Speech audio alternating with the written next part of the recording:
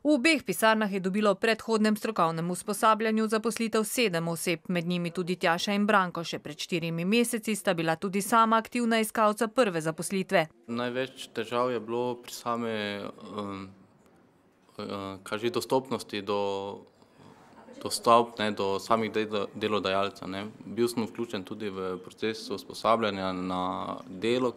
Kar vesel, da se je dalo in da bomo lahko pomagali drugim tudi in z svojimi izkušnjami tudi pomagati. Iz svojih izkušenj lahko pač nekako bolj označiš situacijo, nekako bolj razumeš, nekako mogoče interno je lažje, ne?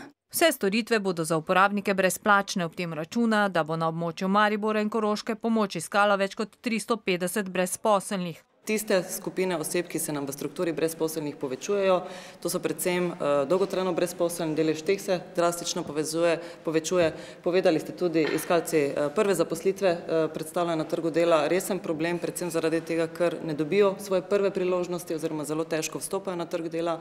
Prav tako se nam povečuje delež starejših od 50 let. Drugi cilj je bil, da bi v teh regijah tudi bolj intenzivne stike z delodajalci, tudi njih, da moram reči, izobrazili, ampak informirali, spodbudili, da pristopijo k reševanju teh problemov. Računa, da se bo v projekt aktivno vključilo 40 delodajalcev, prvi razgovori z njimi pa so potekali že danes.